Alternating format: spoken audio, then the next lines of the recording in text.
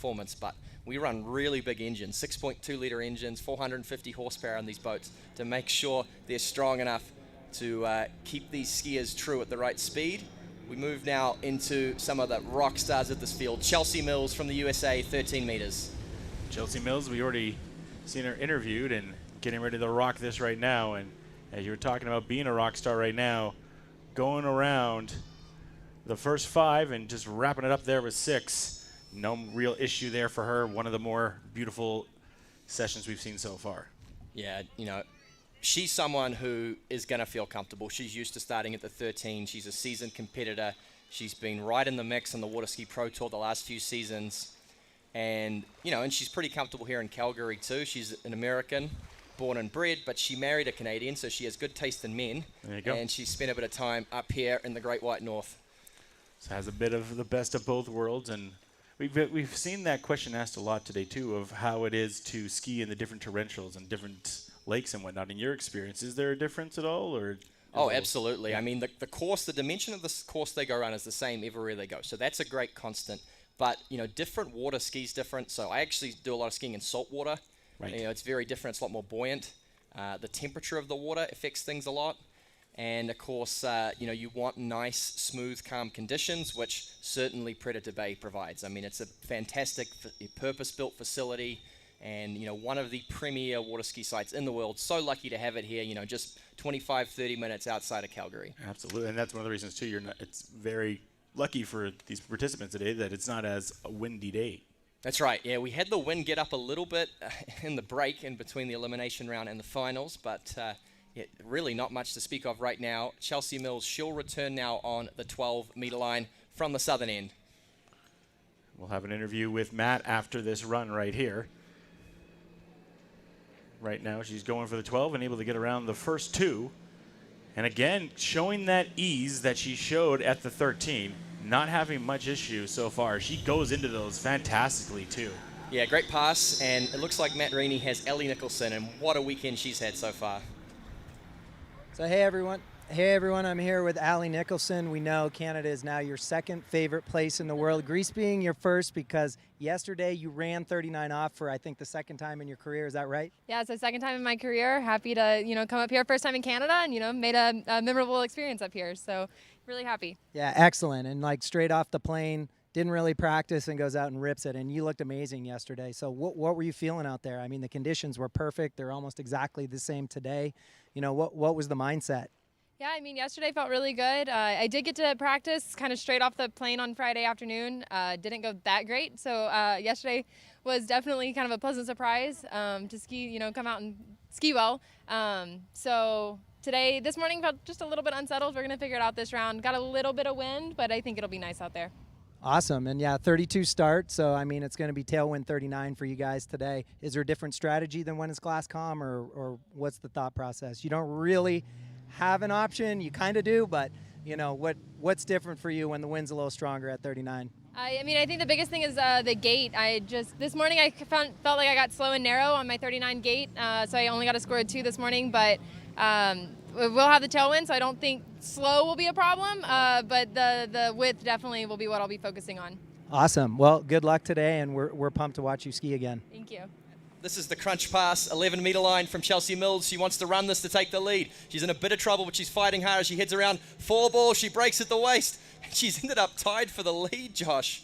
And she came in aggressive. Disappointing. She has not skied as well as we would have expected this weekend. You know, she has been a seasoned competitor through the tour. She's been right in the mix. She's someone who's pretty consistent to get into 10.75. She's a member of the very exclusive club. There's only about a dozen women who have ever run 10.75. Chelsea Mills is one of them, and she'll be pretty disappointed to miss 11 there. I'm sure she will. Tough beat there, and right now it's a very close competition so far, and we're halfway through. Yeah, half a ball separating the first 3 competitors. There's nothing in it. Tough beat right there, but 3 competitors left to go here. Yeah, so Josh, we talked about this earlier, but I know we got a lot of new people on site that probably haven't seen the sport of water skiing before and tuning in around the world. So slalom skiing, I think the best parallel I can think of is high jump at the Olympics. So they go out at a set mark, a set length, they have to exceed it, and you keep making it more and more difficult, raising the bar, so to speak, until they miss a pass. So all these skiers, they'll start at 13 meters, should be easy for them. They'll come back at 12. We've seen everyone run it so far. 11, that's where things start to get really difficult. And then 10.75, we saw Matt talking to Alli Nicholson. That's a pass some of them can run, but it's pretty rare and very difficult. No, I can't hear anything. So far, we haven't got anyone to 10.75 just yet. The 11, like you said, just separating half a buoy right now. So it's been a really tight competition here, and that makes for a fantastic final. Yeah, and the way it works with the tie between Chelsea and Sasha is that if they were to end up as the top score, which is very unlikely, they would have a runoff, a sudden death elimination, like we saw earlier to make the men's. Yes, we did, yep. That's pretty unlikely. These 3 skiers left, I'd expect all to exceed that. So then in terms of placement and the prize money, Chelsea Mills will finish ahead of Sasha Danielskaya because she had a superior qualifying score. Right, okay. So 3 remaining to go here. And an exciting time, and I believe we may have Matt here momentarily with an interview, and let's go to him right now. Hey guys, I'm here with Whitney McClintock Rini. Yes. She is my wife. Wow, we're back at Predator Bay. It gives you chills every time, doesn't it? I love it here. Yeah, absolutely. I was right here when I won the Worlds in 2009. Yeah, so you got labeled the Golden Girl that year in 2009 here. I mean, what does this place mean to you, and how does it feel to come back and ski? And like, man, you ran 1 of 41 yesterday, which was amazing. So tell us a little bit about how you felt. Yesterday was good. I love coming down the mountain and just seeing the maple leaf as I drive in. So that's always a really good start to the weekend. And then, of course, just as soon as I hit the water, I feel the love and the support of everyone here. I know everyone loves me at this lake. So it always feels really good to ski here and just have the support of everyone. And hopefully I can go run even more buoys today. Yeah, the vibe with all the club members here is definitely like, it's like your superpower. I mean, it feels like you got the whole club in your corner when you're here. And so, you know, that's really amazing. And you got your mom and dad here, and our little son, Zane. And so you got all your people. I got all my people, and I know Zane's cheering for me too, and my dad will be standing loud and proud on the shore if I run 39 again today. And the goal is always to make your dad cry, right? Isn't that always the goal? Always. Yes, if I do something impressive, my dad will cry. Awesome. Well, rip it up today. Thank you. Well, it's a family affair on the dock, isn't it? Matt Rini has just interviewed both his wife and his daughter, and we'd love to get him up here and ask him, you know, the tough questions, like who does he want to win today? Well, maybe we'll have to throw back to him a little bit and ask him that question. And, of course, it's his daughter, Paige Rini, on the water right now. She has just run the 13 meters. She'll spin around down at the southern end with the slight tail breeze and attempt to run the 12 as well. Yeah, I thought she did a really good job in the 13, but so far what we've seen from everyone, solid job on the 13. Excited to see her on the 12. Comes out the gate looking fantastic. Some nice sharp turns. Taking it with ease, and she does a really nice job when she turns into those the buoys as well there. Yeah, Paige has a fantastic technique. You know, she's often on the cover of magazines. There's some great shots of her carving it out there on the water, and really easy work through the 12. Of course, this next pass, that will be the crunch pass. You know, we talked a little bit earlier about the dynamic of the wind, so they're going to have a head breeze off the dock. That means they're going to have 11 meters into the head breeze. The head breeze is what the skiers like. It keeps the line tight through the turn. It helps them scrub off speed into the turns. That's what they need out there. Paige ran it yesterday, chose not to ski this morning. She's in the overall as well, so a lot of skiing for her. Sensational performance, 2 on the 10.75. Yesterday, 1 boy short of her personal best, so she's really feeling good out there. Yeah, you want to pace yourself, obviously, with this, with all the events that they have. So far with the 11, that's we've seen 2 threes and a 3.5 so far. So looking to try to jump over that. Yeah, someone needs to break this log jam. If Paige can exceed 3.5 on the 11, she is guaranteed 3rd place at worst. So she'll be taking home some money if she can get past that log jam. Yeah, and then we got 2 more to go. So here we go. Getting ready to see how she does on the 11. As just noted, we have 2 threes and a 3.5 so far. So trying to find that 4th and hopefully more to gain ahead. She comes out the gate. Using that beautiful technique once again. Able to come out great on the first one. And right now showing what we've been able to see. Oh, It's looks an like she hit upset, that. Josh. Yeah. You know, I did not pick that. She has the head breeze. Everything is set up. She was feeling so good. And that fall kind of out of nowhere. I mean, she was fine. That pull came on. I mean, these skiers make these passes look so easy sometimes. We forget the amount of pressure. I mean, several hundred kilograms of pressure they're taking out of that turn. And she obviously wasn't quite in the right position to take it. Pops the handle. Disappointing. And she will not be finishing up the top. Chelsea Mills now guaranteed of a third at worst. Yeah, she comes to the 2, and like I was saying, it looked like she had a nice angle on 2, and then, like you said, I just think it was too much to go into 3 for her. And it's interesting, too, because we talked about her for the 13th and for the 12th. Such an easy guide and just a beautiful technique for her, and using that technique again, but not able to get around and get to 3. And now some other participants that thought, oh, I'd like a chance to be on the podium, have an opportunity now.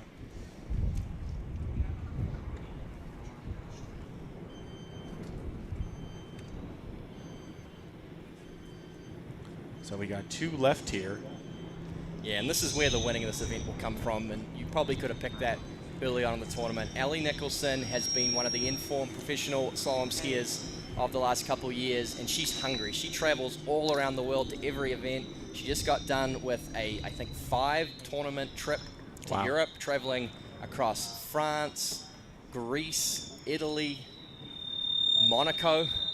She was everywhere. And still struggling to break into that winner's circle. You know, there's a group at the top, Whitney McClintock, Regina Jackwes, Jamie Bull, who aren't here, who have just been really hogging that top spot on the podium the last couple of years. Alli Nicholson, she's picked up the odd victory here or there, and she's really starting to come into her own, of course, running 10.75 in the preliminary round.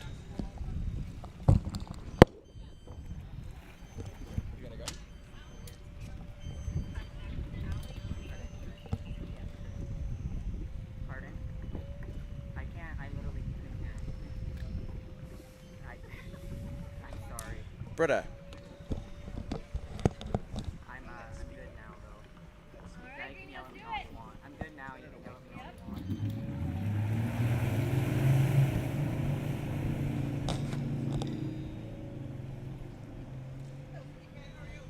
Okay, we move into the final 2. Alli Nicholson, the American, has been in all kinds of slalom form recently.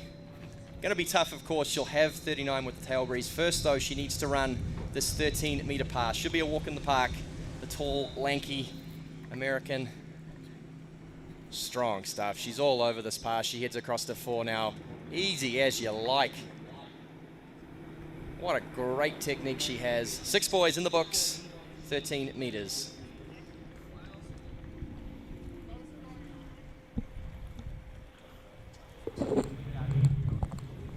No, I don't. Thank you. Thank you so much. So not a bad start there.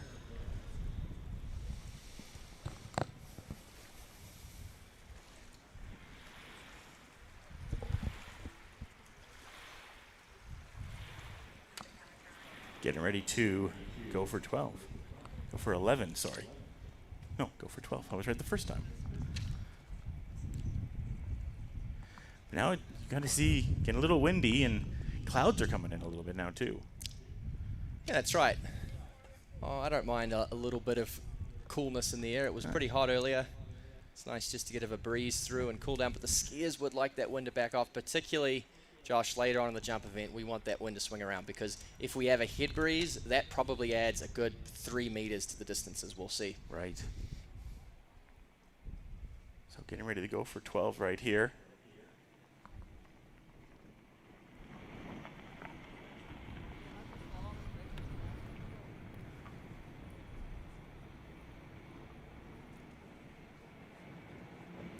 Coming up ahead, gaining up steam, and here we go.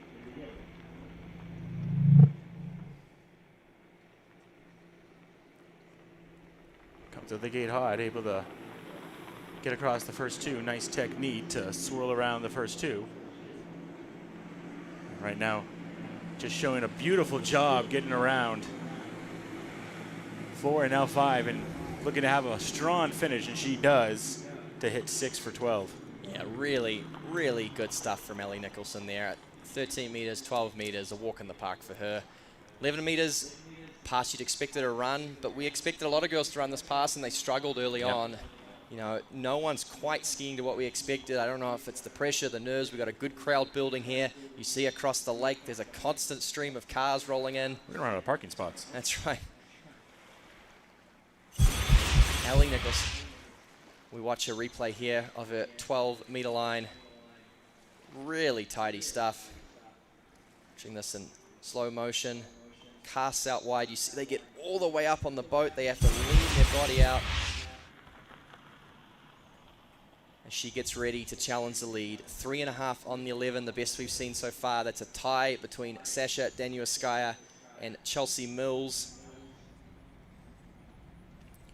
And for her, she wants to set that mark before we get to our final competitor, too. Set the mark that you have to get to. Yeah, I mean, she's going to know to put any sort of pressure on Whitney McClintock Rini still on the dock. She has to run this pass. She probably has to get deep down the next one. That Mastercraft roars into course. Alli Nicholson, 11-meter line. Can she take the lead? Well, she starts off. Here we go. We're going to get around the first one. It's a nice turn on it. And coming across the third, so able to land the third, and this one will give her the lead, and she gets the lead right now. So she currently sits in first, and she'll go across all 6 that take the lead. Never looked in doubt, really. Never did. She, Josh? No, she didn't. No pressure. She's watched the other girls fall. Didn't affect her. She went out there and showed why she is all class and why she deserves to be right at the pointy end of this final. 11 meters in the books. The good news for her, though, is that tailwind we've been talking about she was going to have from the southern end. It's died down. There's really not a lot of wind. It's very variable right now. It. Yeah, it's up and down, and so conditions are set pretty good here. I think what's happening is it's really a crosswind. It's swirling around the big almost mountains we have surrounding us. And things are set up pretty well here for have another crack at running at 10.75, a pass she ran for the 2nd time ever in her career in the qualifying round yesterday. She's in all kinds of form. She loves skiing here. In fact, she's loved her entire visit to Calgary. I understand yesterday after skiing, she hopped across and had a bit of a look around at Banff National Park, which has to be one of the most beautiful spots in the world. So really enjoying herself out there and enjoying her trip to Calgary. Needs a big score here. Anything less than probably 3, I think it's going to be too easy for Whitney. She needs a good aggressive start. She needs to get deep down this pass. Well, let's see how she does. And she has a beautiful run, like she's had a beautiful trip so far. She comes up, as you were saying, maybe trying to look for at least 3.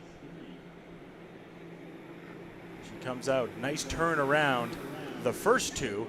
So she is coming up to, no, she's not going to go to 3. She looks like she will land with 2. Yeah, the margins for error are so small at 10.75. Her 1 wasn't terrible. It was just a little bit slow, pulled her up narrow. She needed a really big turn around 2. Probably was never possible with the start she got.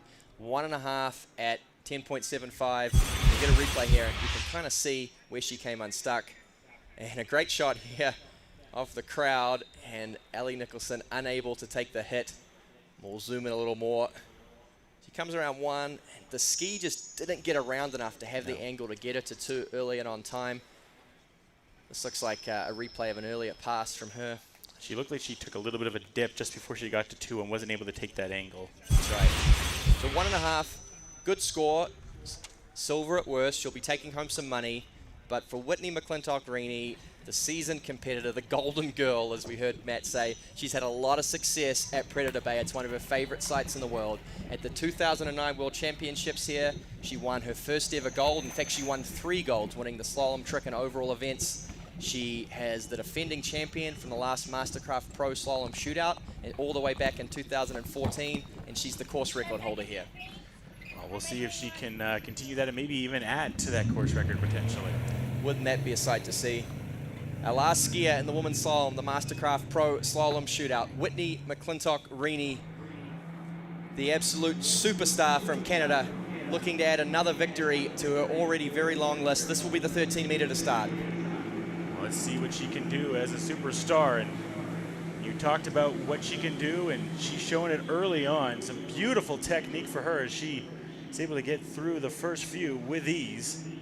Going to round out the last end of this round with next to zero issue, and just a beautiful run right there. Yeah, and Whitney, a tall skier, obviously that helps in the slalom event. She has a great style. It's a pleasure to watch. And part of the McClintock dynasty out of Canada. I mean, between the McClintock extended family, they must have close to 10 world championships. Of course, her uncle Joel, Aunt Judy, both world champions.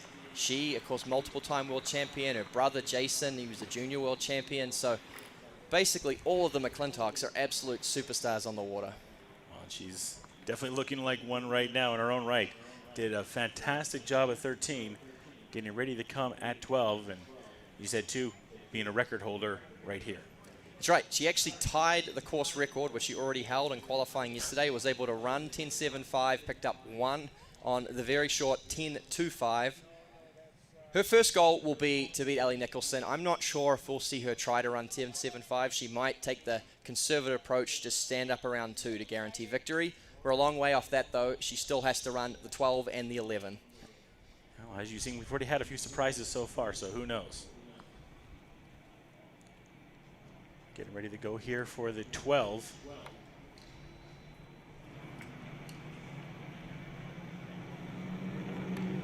She makes it up here.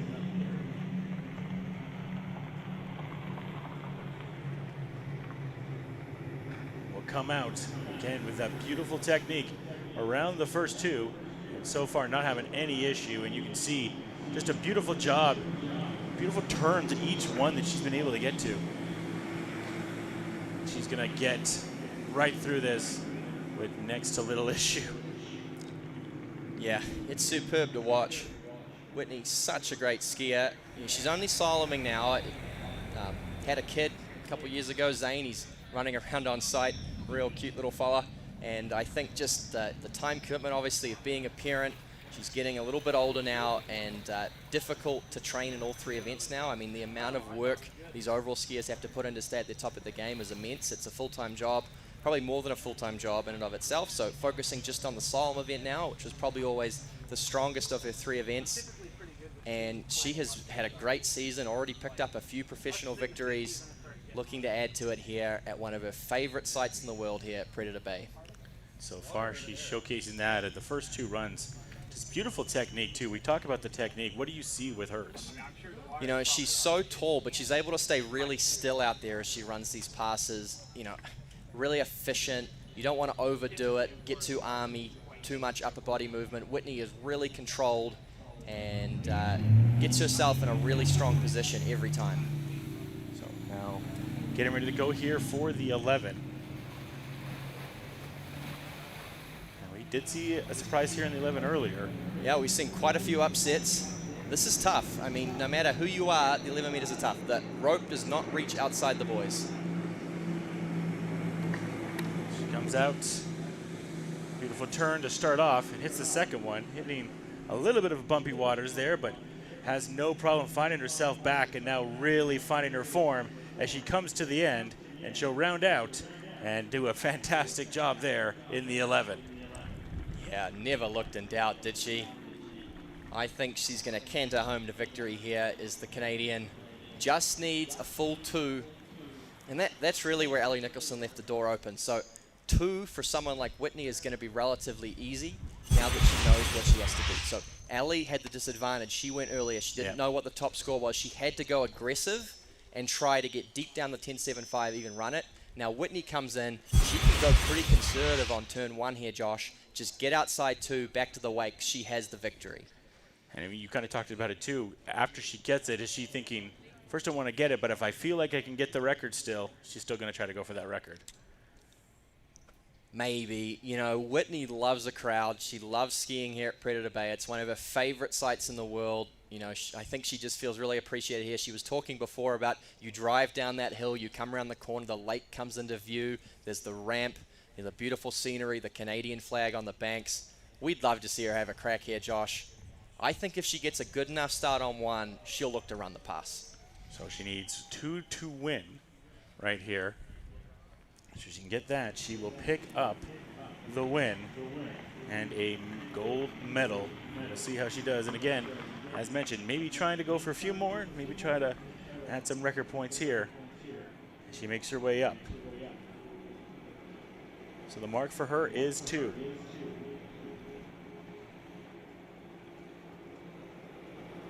She rounds 1, so there's the first one that she needs. And she will round 2. Oh, she takes a spill, though, as she rounds 2. You know what that means? Sudden death elimination. Sudden death. We're having a runoff. Let's do it. Wow. Wow. Interesting tactical move there from Whitney. Obviously, she did want to run it. I think she was plenty early to 2. She could have easily stood up, taken the victory. She wanted to run it. And what that means is that she has not yet won. We'll have to send her back to the dock. Watching the replay here as she comes outside 2 ball. She tried to hammer that turn, turned it too hard, blew the fin of the back of the ski out of the water. Really aggressive turn. I mean, I love the gutsy stuff, but you have to question decision-making there. I mean, she was so close to winning. Obviously, though, she backs herself in a runoff situation to beat Alli. So what are the rules here in the runoff? That's right. So we'll take them back to the dock. There'll be a coin toss to determine the order. They'll have to start on the 11-meter line. They have to start on the last completed pass. So they'll come in cold at 11, and then, you know, assuming they run that, they'll come back at 10.75. So we have our bronze medalist.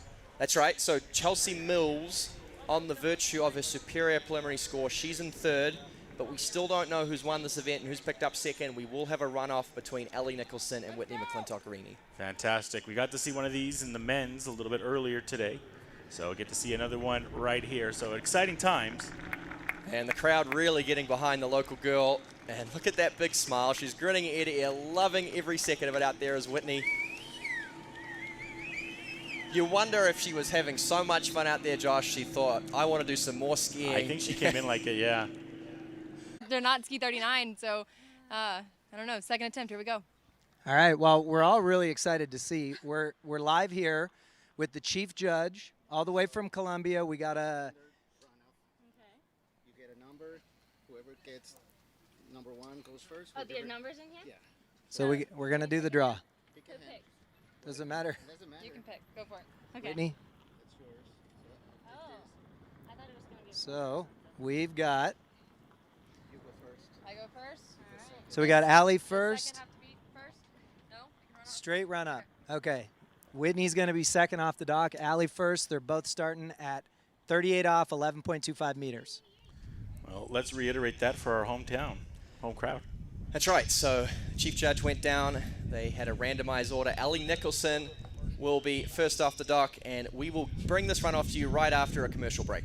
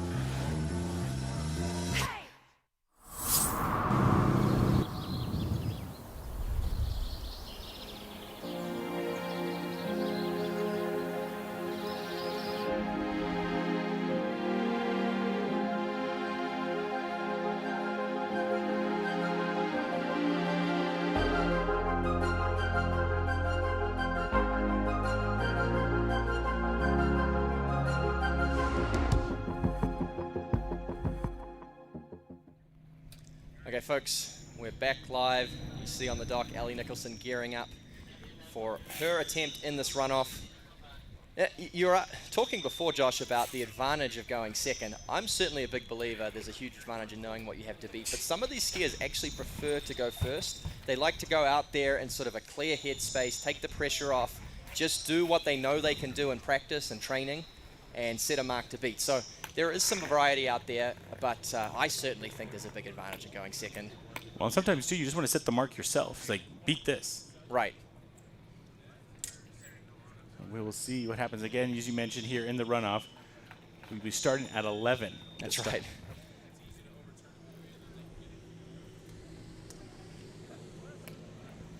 And as you were saying earlier when we had it too, if we end up tied, guess what? We get to do it all over again. Yeah, well, if Whitney ties Alli a 2nd time, I'm calling shenanigans. They just want to hug the lake for themselves. I know. No, it's great to see. So exciting to get more of these two superb athletes on the water. They're a pleasure to watch. It's been a tight battle. Only half a buoy separated them in qualifying, and of course tying in the finals. So it's been consistent all weekend.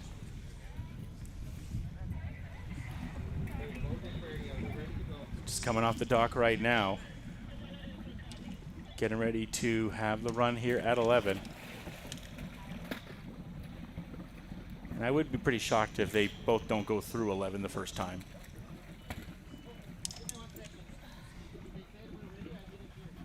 And it should be noted too, if they, for whatever reason, can't get past an 11, that would still put them in the middle position, not have them compared to. That's right. So the scores in the book, you know, what they did previously, they're 1.5 at 10.75. That guarantees they're ahead of Chelsea Mills and Sasha and the others. And this is just to separate them in first and second. Right. So here we go. Coming up here. Trying to set the mark that needs to be beat. Did a pretty good job around 11 last time and hoping to do that as well and then get to 10.75.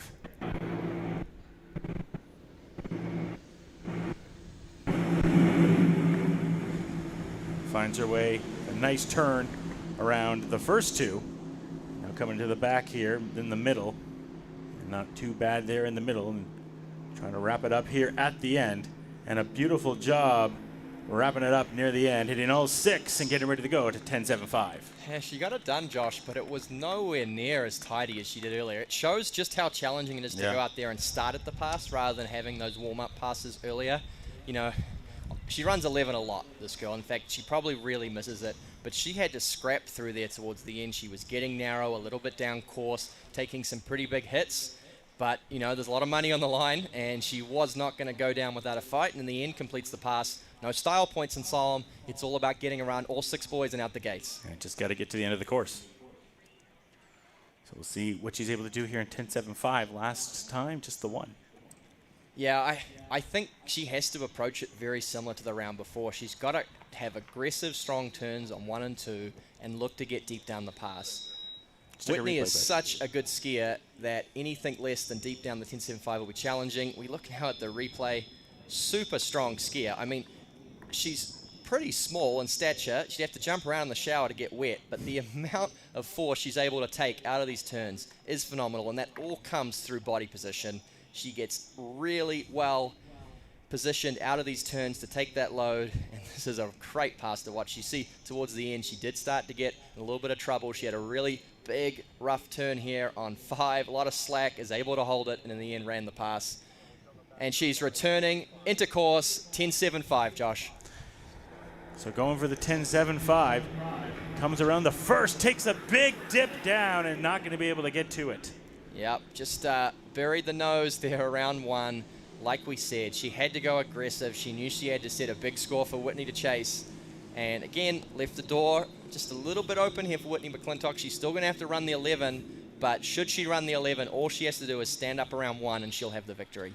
She said sometimes going in too aggressive, what can happen, and we saw it right there. Oh, look, I don't blame her. Yeah. Whitney is such a good skier. She knows for her to win, she needs a just superb performance. She had to leave everything on the water. And so good effort from Alli Nicholson. Whitney, you'd expect, should win this title. You said still got her through the 11. We've had a few surprises, but... Right, and starting at it, of course, is not something she would train for. So, you know, that is a challenge in and of itself.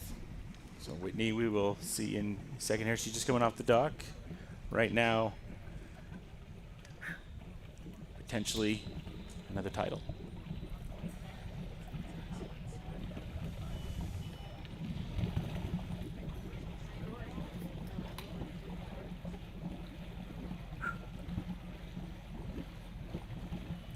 Yep, the golden girl from Canada, multiple-time world champion, her first of which she won here in 2009 at Predator Bay, a site that will always hold a special place in her heart. She's the defending Mastercraft Pro WaterSki Shootout champion from all the way back in 2014. It's been a long time between drinks, but she'd like to back it up here. Hoping not to take any big drinks at all. These next 2 gaunts around, takes a nice sharp turn there. Going around 2, and now hitting the middle. Some beautiful turns around 4. Took a little bit of a hop there, but finishing out with 6 with decent ease. Yeah, never really doubted it. Whitney does not miss the 11 meter. Rain, hail, or shine. She's just so good. And, you know, great to see her back. I mean, not that she left for long. She had a child, and within about 6 months, she was already back on the pro circuit. She's such an athlete. And as we were saying, all she needs is one. Let's check the replay.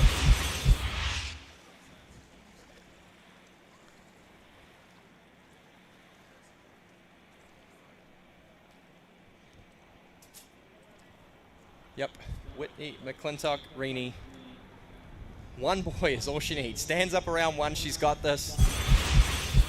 Okay, in the first round, you can understand that she wanted to put on a big performance for the crowd. She was aggressive. She turned 2 when she didn't need to. But surely now she'll just stand up around 1, throw the fist, and let the crowd do the rest. Absolutely. Yeah, just wants to get it. And a little bit of wind coming in now at the last second, too. Yes, but the wind has swung directions. It's exciting for our jumpers, and it's good for Whitney. It means a head breeze coming in on this 10.75 meter pass. That's what the skiers like. Just needs to stand up around 1, and then she really wants to hear the crowd get behind her. So Whitney will try to take first here. As mentioned, just needs to pass the 1, and she will take the gold. So here she comes up approaching, coming up to the first one. And able to get around it. And she will take it. There it is. Yeah, great job. Put your hands together. Whitney McClintock Rini. She wins the slalom. That was an S turn. That's what we call that, Josh, there, where it's, you kind of edge away and back in to control the line. You do that if you're only looking to get that one boy. Smart. She's a seasoned pro, like we said. She takes the win. And it was fun to get to see them go out there again in the runoff. Yeah, the runoff, an absolute pleasure. Getting to see 2 of them today, let alone. We'll see what happens in the men's coming up here, but let's check out the replay. Yep. Whitney McClintock Rini. All she needed was the 1. She got outside it. She edges back and forth. The S turn, back to the wakes, through the exit gates, a full 1, and the crowd did the rest. Great skiing from her. Takes first place, and just a tremendous slalom competition. And we got Matt on the dock with Whitney after winning the title. Let's go there. All right, Mama. You second time was a charm this time. What do you think? Well, 38 was a lot harder than I remember going off the dock at 38 at, so that was a little challenge, but stuck with it. Every buoy, I was able to make it to the other end. Thank the Lord, he was with me every turn. And then down at the other end, I'm like, should I just turn it? The worst case scenario, I have another runoff. And then I didn't get a very good gate, so I made sure that I got outside it, did my little S-turn thingy, got back to the wakes. I really didn't want to have another runoff. Yeah, absolutely. A little unconventional win, but it's got to feel good to win here. It's like the vibe is always on with you in this place. I really wanted to go and do a huge score today. I saved my energy in the first round. So I really wanted to go out, get a good score in the second round. That's why I tried to turn 2 the first time. But I learned my lesson, and God teaches humility in funny ways. So I didn't want to be greedy that round and just took the win. Well, a win's a win. So congratulations. Happy for you, and excited to see you back here next year. Excited to be here. All right, and we will be back shortly with the men's pro slalom here in Calgary, Alberta.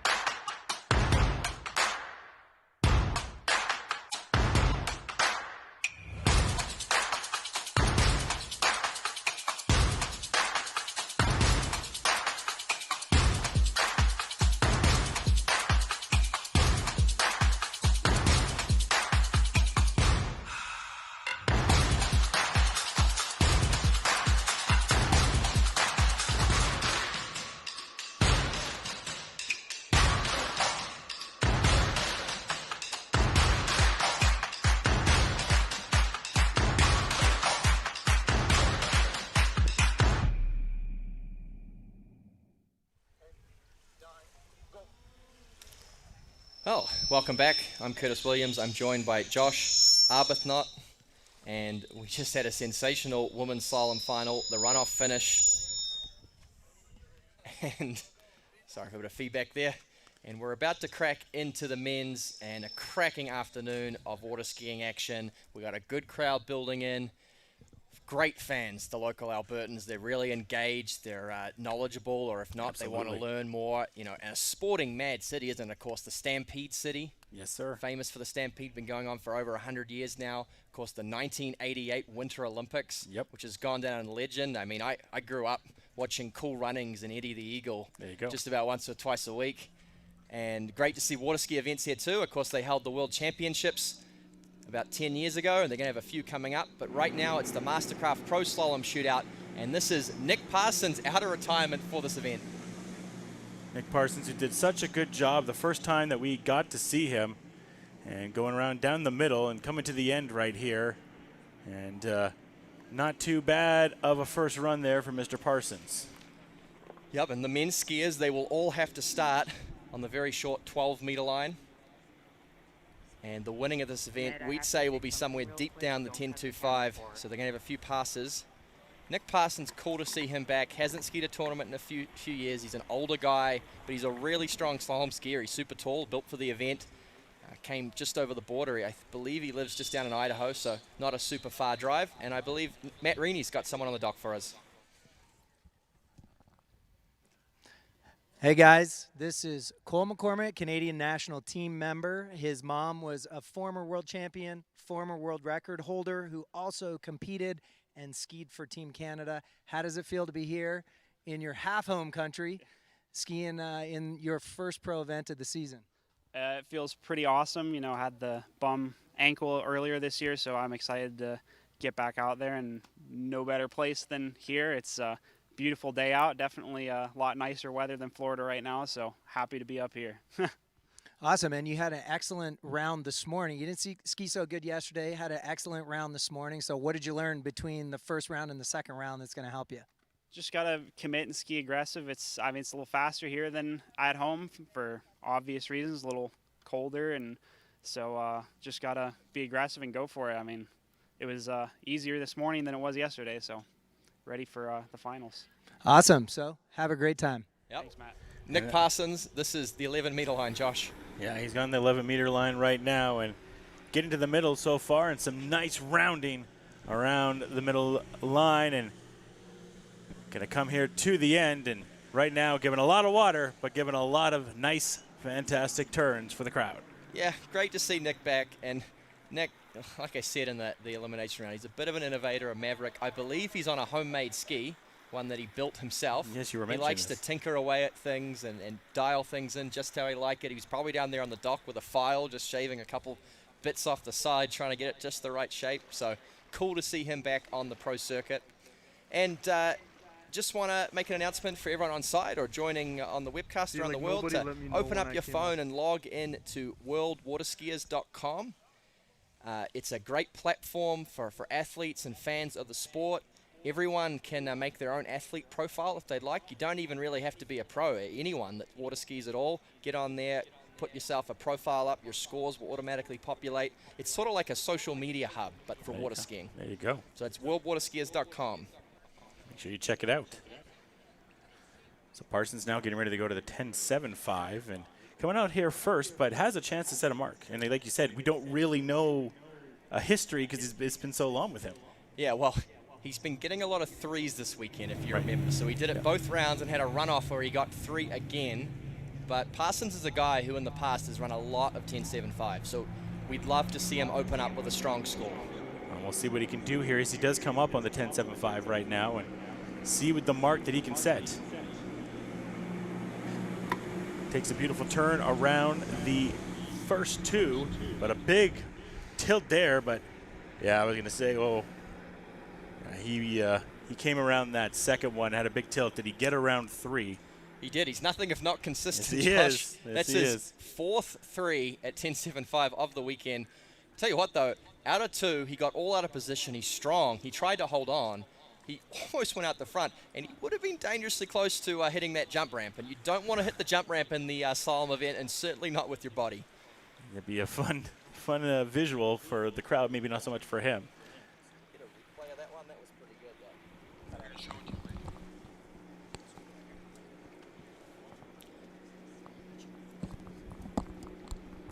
though. Okay, so just a replay now of Nick Parsons at the 10.75, and you'll see what I was talking about.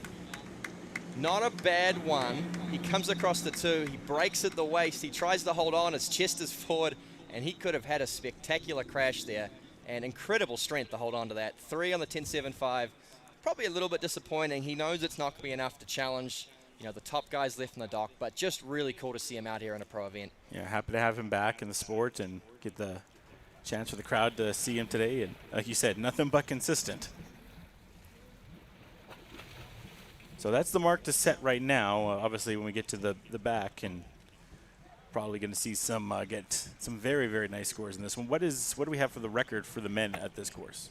Course record here is held by none other than Nate Smith, your top seed. He did that back at the last Mastercraft Slalom Shootout in 2014. It is 1 on the world record line, 9.75. So okay, he's capable of doing it. He looked really close to doing it yesterday in the qualifying round. He was actually pretty early through 10.25 and just didn't get a great turn on 5 and pop the handle.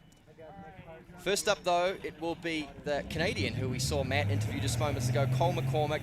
Really cool to see him back on the Pro Tour. Like he said, he's been battling an injury. He had some bone bruising on his ankle, very painful stuff, and that kept him out of tournaments all spring. But he's through to the final. He ran 10.75 this morning. He'll be opening up on the 12-meter line. And he didn't look like he had the injury when we saw him this morning. Skied absolutely beautiful, and you can see it too when he takes those turns. You would assume that would put a lot of pressure on the ankle, but he's doing a fantastic job right now as he hits the middle and getting ready to come here to the end. And a pretty easy task for him to start off. Yeah, really good opening pass there from Cole, but 12-meter line warm-up pass for him, a pass he'd run every day of the week. So in the interview, Matt mentioned Cole's mother, who's a Canadian former world record holder, world champion, Hall of Famer. Pardon? But his father, of course, another world around skier. He's American. I mentioned earlier that he was the stunt double for the Fonz when he jumped the shark. Yep. His father, Ricky McCormack, at the age of only about 14, was on the Ed Sullivan Show with the Rolling Stones. Wow. So he's a bit of a celebrity. So he comes from a really great pedigree and background, and great to see the crowd enjoying a beautiful sunny day here in Calgary. We got an interview with Matt. Let's go there really quickly. All right, I'm here with Nick Parsons, fresh off the water. You made it to the finals. You had a runoff, 4th round out there. How's it feel? Okay, I was watching the wind, just kind of switching back and forth, and I had a good conversation with the driver about my gait and stuff and trying to get a better start at 39, but I knew it was happening, but I still did the same thing in the finals. But So four rounds, 4 times, 3 at 39. I mean, I know you're not happy with that. Clearly a little below where you should be. How's it going to hold up, do you think? Or it's the finals. I think it happens, but it's not important. But it's a nice tournament. So. Well, we appreciate you coming up here to Canada to ski, and we look forward to you being here next year. Yeah, thanks, guys. Yeah, great to hear. And of course, for everyone on site who's maybe confused by what the Americans in the interviews are saying when they say things like 39, they're still using freedoms per eagle down there. So that's they measure it for some weird reason in the amount of feet they've taken off the rope. This, though, is the 11-meter line for Cole McCormack. Cole doing a good job right now as he's hitting the start of this and catching some speed right there, but having no problems with those turns and coming to the end. And again, when you tell me about this ankle, I'm like, what ankle? Yeah, he's obviously over that injury, isn't he? He looks very confident, his shirt out there. Like we said, he skied well this morning. He ran 10.75, had a look at 10.2, not the best of starts, but he's got his eye in for the final. Easy work of 11. This wind is up and down. You know, it's never getting to a level where it's problematic, where it's adverse conditions, but like we said, a lot of strategy in how you approach passes with the headwind versus the tailwind. And I think because it's naturally a crosswind, it's swirling around the hills here, and it seems to be flipping back and forth from head to tail. Right now it's blowing from the southern end. That means he will have a head breeze on this next pass at the 11.25 meter line. And Nick Parsons in his interview with Matt also mentioned the wind playing a little bit of factor for his run. That's right. Yeah, no, it's certainly something these skiers will think about. They have to adjust timing, of course, on their gates in particular, on where they pull out to get things right in the headwind versus the tailwind. So getting ready to go to 10.75. The mark to beat on it right now is what Nick Parsons had with the 3, so trying to get ahead of that one. But he's going to probably have to get to that 10.25 to have a chance to be on the podium as he gets ready to come up here and get going. What mark would you look to see for him to have? He's got to run this pass. A score of 3 does nothing for him, I would say. He'll start aggressive. He wants all 6. So going up on the 10.75, trying to get all 6. Comes off with the first one. Nice turn around the second. Catches himself back as he had a little bit of a dip. And winding now to the end. Coming up on 5 and just goes down there at the end. Well, he had a terrible one, to be frank, and did a great job to get himself back in that pass. And I thought for a moment he might have pulled it off, but unfortunately, you know, it's hard. When you set a tempo bad like that, you're not in a rhythm, you're scrapping, you're skiing boy to boy. The risk of falling or just messing up a turn is so much higher, and Cole, after that start, was always in trouble. Let's go to a replay. I think it was around 2 or 3 when he had that big dip, and he tried to get it back. Yeah, we watch here on the replay. He comes out of 1. It was a slow start on 1. He didn't hook up well. He had to pull long and hard to 2. He actually had a really good 2 and got himself back on things. Yeah. But then 4 again, he struggled. He bobbled a bit, needed another big turn on 5, and a disappointing fall because he actually turned 5 okay. Just a little too much slack rope, and he couldn't quite hold it. So what's the official ruling we're going to have for him? That will be 4.5 on the 10.75. 4.5 right now. So 4.5 right now on the 10.75. The mark to beat. Still 4 participants here to go. But as you were saying, probably probably needs to get to the 10.25. Yeah, I agree. I mean, Nate Smith really doesn't miss 10.75. So Dynamo. you know right off the bat you're going to have to run it to be in contention. And not just run it, you probably need to get deep down the 10.25. Next up, this is exciting. He is the last Canadian in this field. He is a local Alberta, Calgary boy. He spent a lot of time at the Predator Bay WaterSki Club. He used to be the boat driver here. He had a summer job driving the boat for all the members. And he is now a force on the professional circuit. He is about 6'7". He's made of muscle. The man mountain, I'm calling him, Stephen Neveu. What's it, the man mountain mountie you called him at one point even? Oh, just the man mountain. Okay. I don't think, no, they wouldn't let him near a horse, I don't think. They need it's like Jaws, we're going to need a bigger horse. All right. Well, and you saw in the morning too the strength that he has and how effective that is, and some of those turns too where maybe he loses a little bit of balance. That strength really came into a positive for him, and here he comes rounding out for the first, and should be pretty easy for him to go. Probably get a nice drone shot, as you can see the drone right now on top.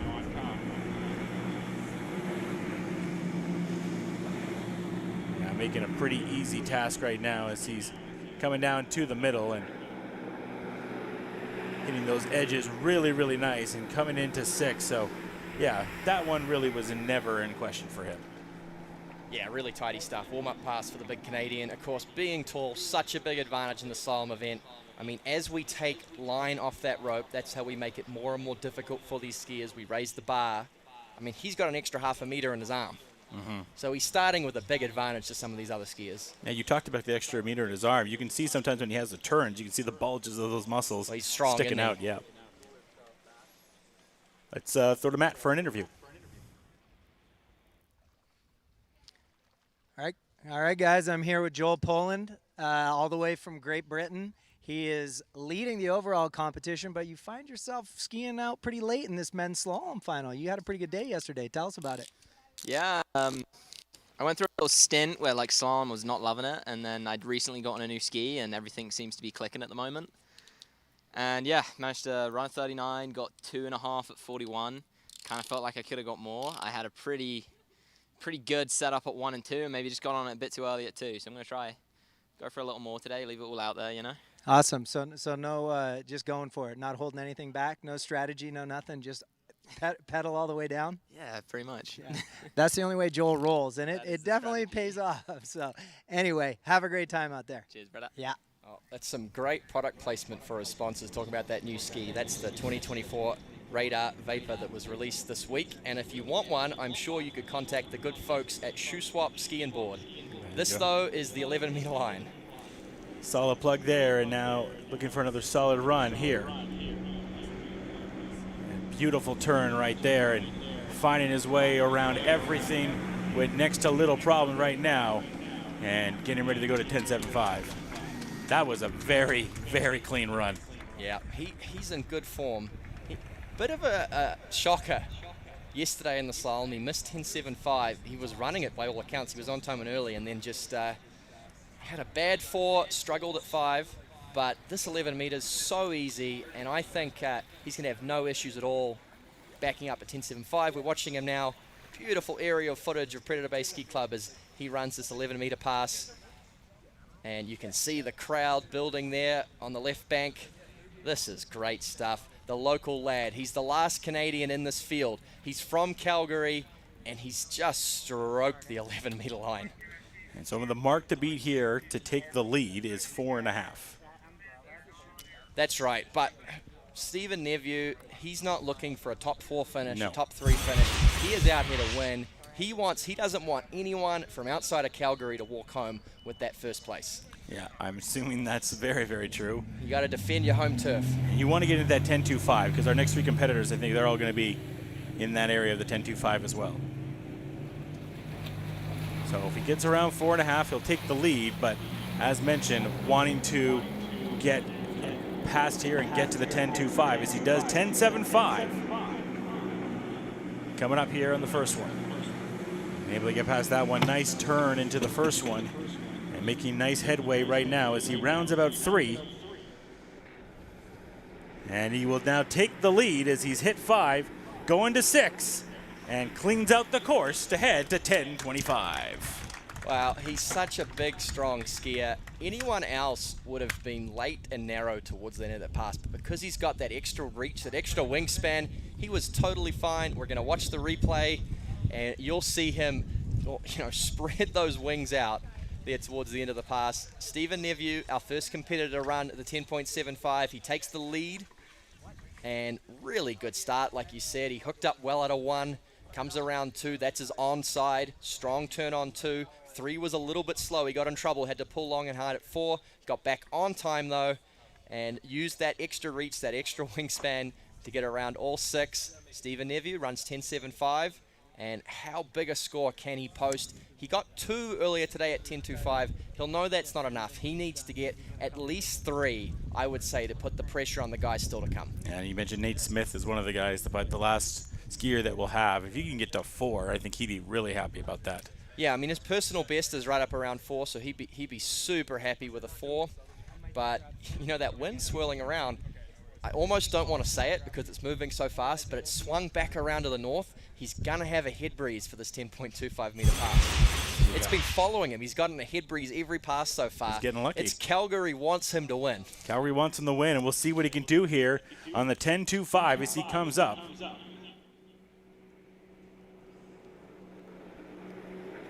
So it goes around the first 2, trying to get around 3. No, he's not going to go. He's done. But getting, I believe, we'll get to 2? Yes. Yeah, 2 on the 10.25. Same score as he got this morning. It's good. It'll put him in the money, but it's probably just not enough to put real pressure on Nate Smith.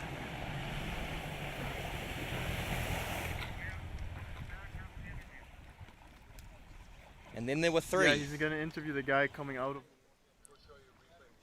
We got a replay, and then I believe we'll be going to an interview. Yeah, you'll see on this replay of Stephen Neveu. You'll see the crowd and everyone building in. We've got, of course, a big crowd building on the banks. We've got the VIP tent. We've got a local brewery in.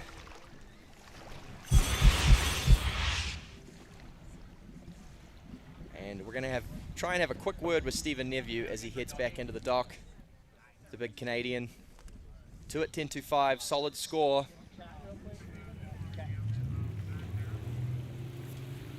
Right now, our current leader. Let's go to the interview. All right, we're here with Stephen Neveu, setting the pace. First one through 39, 10.75, and 2 at 10.25. I know you wanted more, but how did it feel out there? Yeah, I felt it was really good out there. I mean, the conditions couldn't be better right now. The driving feels great, the boat feels great, lake feels really good. Like, it's anyone's taken right now. It's feeling really good out there.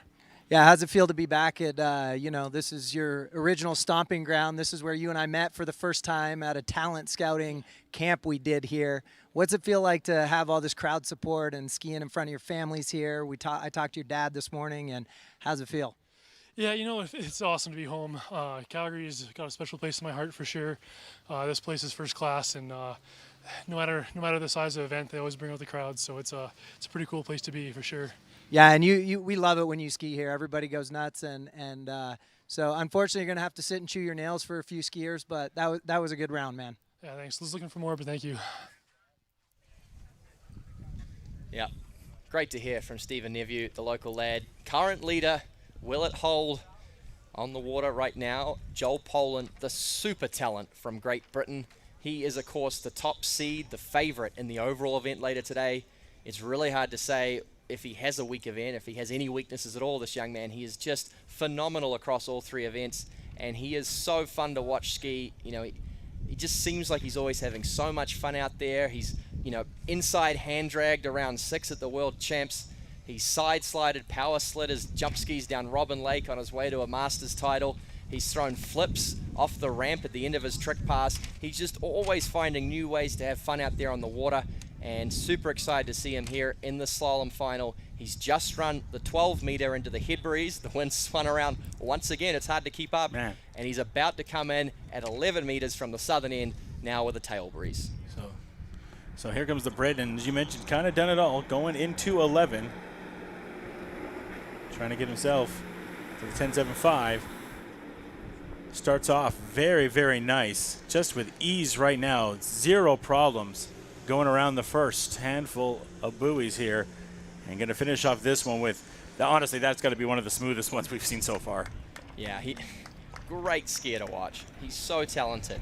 One of the really interesting things about Joel Poland's slaloming is that if you notice watching, he's left foot forward, so his left foot is in front of his right on the slalom ski. When he tricks, though, he puts his right foot in front. Okay. That's very uncommon. In fact, he's the only person I know of that does that. So typically people have a foot forward and they stick with it. Joel, for some reason, has a different foot forward in slalom and trick. So check out a replay. Yep. Super tidy, like you said. Clean 11-meter pass from Joel. A little bit of a tail breeze behind him. Didn't let that bother him. He was all over this pass. Never looked at any doubt. Look at these big carving turns. And like he said in his interview, he's come into some real slalom form. That was a great 11-meter pass. Yeah, he was kind of saying that he's really redone it and refound himself in the slalom event. You can see he's nothing but comfortable right now. Yep. 10.75. He's probably not as consistent as some of these other guys that are running this pass. It's a pass he probably runs 75% of the time. Yesterday, he made it look pretty easy, but always going to be tough. Conditions could not be better. There's a light little zephyr of a head breeze. It's a beautiful sunny day. The boats are dialed in. He's dialed in. He's got the crowd behind him. Joel Poland, what can he do? 10.75. As mentioned, coming in for the 10.75 and starting off with another nice turn. Going around second so far with no issues. Got to bring himself back a little bit. And able to come now into the middle. Finding himself coming to the end here. Going around 5. And around 6. And another strong finish for him. Seemed a little bit around 3 there. Had to pull himself back up. But for the most part, pretty standard for him. Yeah, he's really found some slalom form, hasn't he? So good. So good. 10.75. This guy, he can jump, you know, well in excess of 60 meters. He's tricked over 12,000 points, and he's a regular into the 10.25. He picked up 2.5 yesterday. We're going to watch him run this 10.75 pass again. I love these drone shots. Are so beautiful. One of the most picturesque water ski sites in the world. So lucky to have it here in Calgary, and so exciting for the folks that are thinking about coming to any of the 3 World Championships that are going to be held here over the next 3 years. This is Joel Poland, 10.75. He's a lefty. 1's his strong side. He hooked up really well out of 1. 2, pretty good as well. Really strong turns here. A little bit of slack line out of 3, but he managed it well. Was starting to a little bit down course towards the end of this pass, but a big, strong, dominant 5 ball, and he got the job done. He shortens up, down at the southern end, and that wind completely died down. Things are looking perfect. I'm going to crack at 10.25. So Joel, he's a left foot forward skier. So 1 is his strong side, 2 is his weak side. He gets a lot of 2s because he has a hard time turning 2. Yesterday, though, he was able to turn 2, get a piece of 3. Can he do that again today? So let's see if he's able to turn 2. The mark to set is 2, so he does get across 1. Goes across 2, and he's going to get 3. And now he goes to get 3, so he will take the lead. Couldn't get it to 4, but now does have a lead and will be in a place to at least podium. Yeah, that's a really good score for Joel. Only a boy shy of his personal best. It's probably the best score he's done all season, so it gives you the kind of form he's been in right now. 3 on the 10.25, your new leader, 3rd place at worst. He's going to take home some money in the slalom event, as well as likely some money in the overall event. So Joel Poland must just love being here in Calgary. Let's watch this again. 10.25, so short, so short. He had a great 1, did the lefty. He came around 2, he turned 2. That's a tough one for him, and he got himself outside 3, only just took the hit. Really good score, and you can see him. He looked a little disappointed He wanted after more. because he had such a good start. He felt like he could have had more. Like, here's a guy who's battling to try and get to 4. And back at the dock, Matt Rini's got some more people to talk to. All right, so Joel, wait a second. I'm a little confused. You told me you were going to leave it all out there and you were going to go for it, and yet you skied back to the dock. So I'm a little confused with such an amazing start. I mean, you're leading the event, but tell me what happened at ball 3. So yeah, came out of 1, money. Came out of 2, pretty good. And I just started thinking about 6. Got excited? Yeah, started thinking about 6, got excited. Edge changed a little too quick, probably into 3 versus just taking the speed into it. And yeah, that was it, done. So, I mean, you got the high score right now. You're guaranteed podium. How do you think that's going to hold up against Dane and Nate? I don't think it's going to last too long. Well, you know what? Dude, that was amazing. It was fun to watch, and that 39 was money. Really nice. Thank you very much. Yeah. Yep. Dane Mechler just opening up on the 12-meter line, and Joel Poland, if he can keep this form up through the rest of the overall tour and into the World Championships, he's going to be unbeatable. Here we go. Dane Mechler, of course, out of the Midwest, out of Ohio. And he has just been a real up-and-comer on the professional circuit. This is him running the 12-meter line really tidy, and he's a fun skier to watch. Not super tall, and he makes up with that with having one of the best techniques in the business. And if there's anyone you want to model yourself off in this field, Dane Mechler's got to be a top candidate. Great pass to open things up. Great job. And going back to the interview with Joel that I'm sure some didn't get a chance to hear over the loudspeaker. A little bit disappointed. Said, like you were saying, tried to go for 6, got a little overzealous, and right now has the podium. We'll see what happens. Yeah, well, you don't get a lot of opportunities to get starts like that at 10.25, and you could just see it in Joel. The eyes lit up. All of a sudden, he thought, this could be my day. And, 3's a really good score for him, but that's why he's just a little disappointed that he couldn't push on after a start like that. Dane Mechler coming back in the 11-meter line. Going at 11 shouldn't be too much of an issue for him.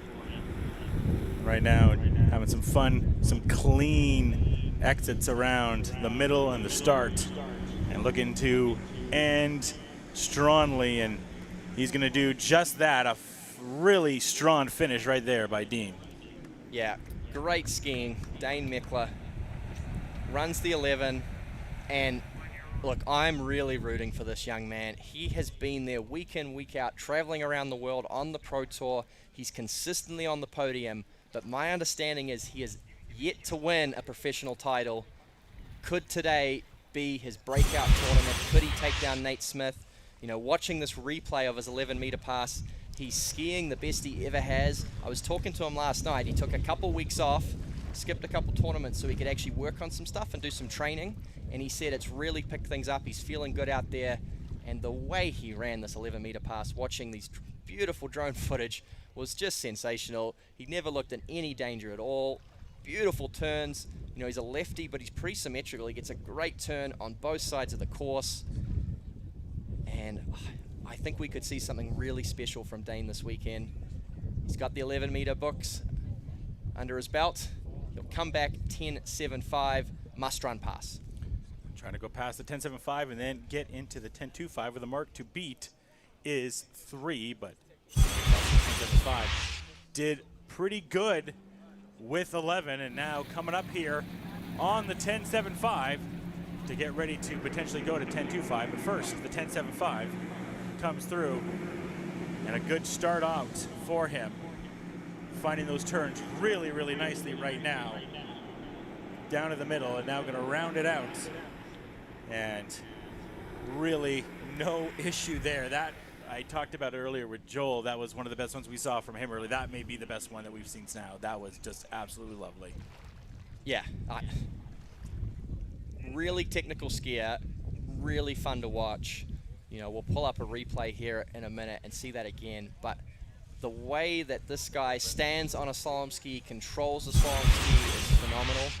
He's a shorter guy. I mean, he's not that short. He's 5'10". He's a pretty normal height, really. But, you know, when he stands on the dock next to these slalom skiers, he's on the shorter side. And 10.75, he's making it look easy. Just love watching him carve the ski around the turn. Beautiful balance, control of the ski. And Dane Mechler runs 10.75, really easy in the end. Shortens up, southern end, he'll come back in 10.25, the leader course 3. He'll know to put pressure on Nate. He needs at least 4, I would say. He has run this pass before, only once, actually in one of those sudden death elimination rounds at the World Championships a couple of years ago. He ran the pass for his first and only time. Could today be another day for him? We want him to take home his first professional victory. So we'll see what Dane can do. The mark to beat is 3 right now for Dane, but against Nate, you may need a few other ones like you were mentioning. So Dane now at 10.25. Comes in around the first one, finds that one. Nice sharp turn around the first one. Finds the third one, second one. No, it can't get to the third one. He takes a really sharp turn on that second one, and he's not going to be able to get to that third. Yeah, it was probably a little too aggressive on one. And that's disappointing for Dane. He'll get the third place. He'll be on the podium because he'll get ahead of Stephen Neveu on the virtue of a superior preliminary round score. But Joel Poland, who would have picked this? Joel Poland in the lead, one skier still to go. The overall skier, he's here for the overall cup. He's been, this is his 3rd stop in a row. He's been unbeaten so far on the overall tour. We're going to get to see him ski across all 3 events later this afternoon, leading the men's slalom, one skier still to go. That is phenomenal. That is fantastic, doing everything he can and everything he's going to do. And right now, sitting in the lead. And let's take a scenic shot right now. Check out the beautiful look here. And shouts to Maverick Media for the beautiful setup and all the cameras and everything that we have right now to showcase off this beautiful venue. Yeah, wonderful 2-lake facility. Was dug out of a gravel pit.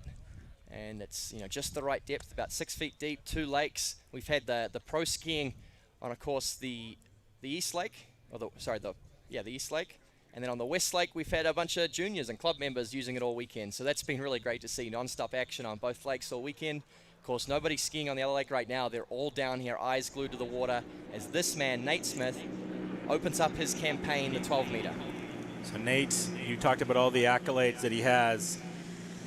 This is just kind of a free ski for him, more or less, for people to see the brilliance that he has as a skier, and showcasing that off right now for all to watch. Just very smooth, easy finish there for Nate.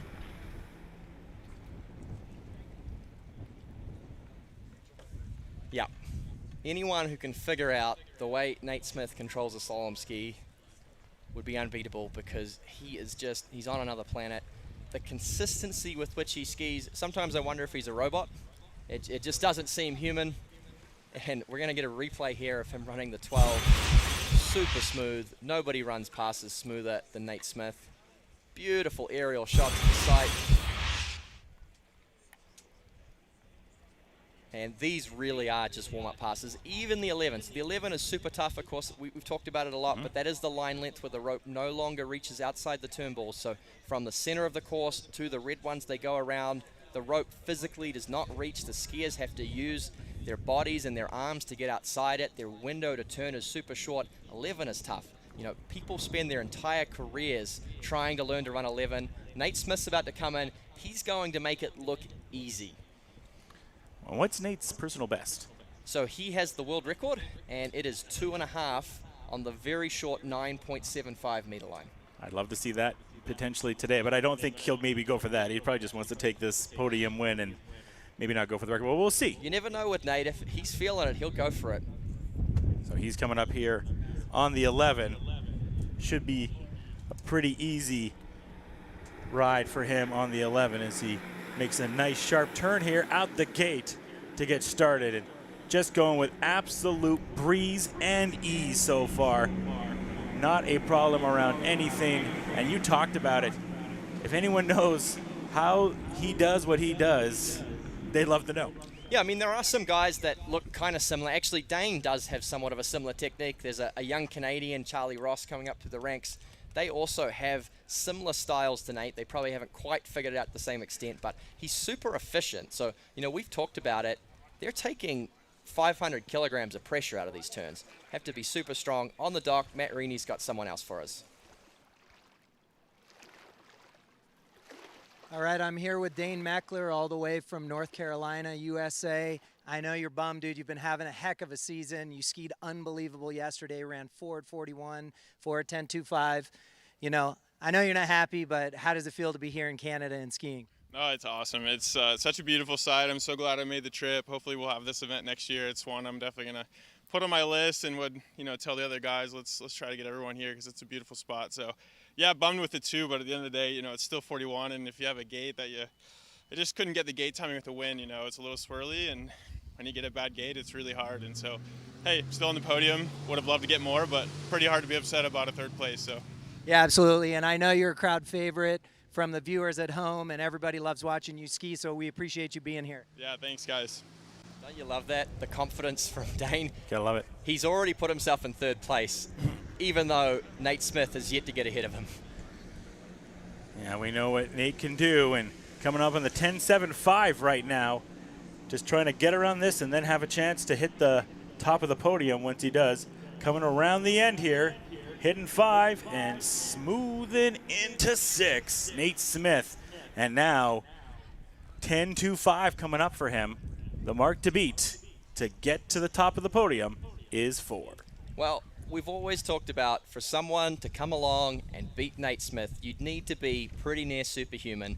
And if any water skier in the world fits that bill, it is Joel Poland. He is a freak across all 3 events. You know, he has a special limited edition ski that hints about him potentially being an alien because of how freakishly talented and how out of this world his talent is.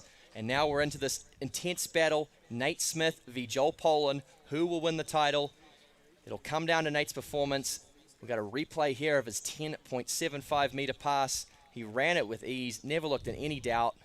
He's waiting down at the southern end to see if he can take out this title. This is the last slalomer of the Mastercraft Pro WaterSki Shootout. Nate Smith, you know, if you play this video with no context, no one in a million years would pick it was the very short 10.75. He is so smooth and controlled, so light on the ski, so efficient. And we've shortened up 10.25. The equation is a piece of 4 ball. He's won. If he gets 3, they'll have a runoff. Anything less than 3, Joel Poland is your champion. That would be something, wouldn't it? So here comes Nate Smith. He needs 4 to pick the top of the podium. You know, started fine form, going around the first, going around the second. He'll tie it up right there with the third, and this is to take the win, and he takes the W. Nate Smith at top of the podium. Yeah, let's wait on the judges' call there. Okay, we don't know. It's going to be a close call whether or not he's picked up the quarter. There is some questioning about it now. Yeah, the boat is heading back to pick him up. I assume when he threw it there that he figured that he had the win and he was celebrating right there. So we're getting the official call right now to see what happens. We may be headed to a runoff. We'll see.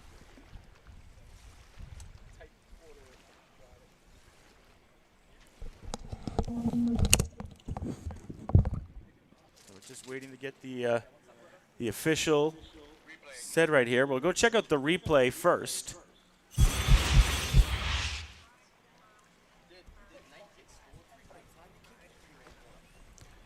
So the official word right now is 3.5.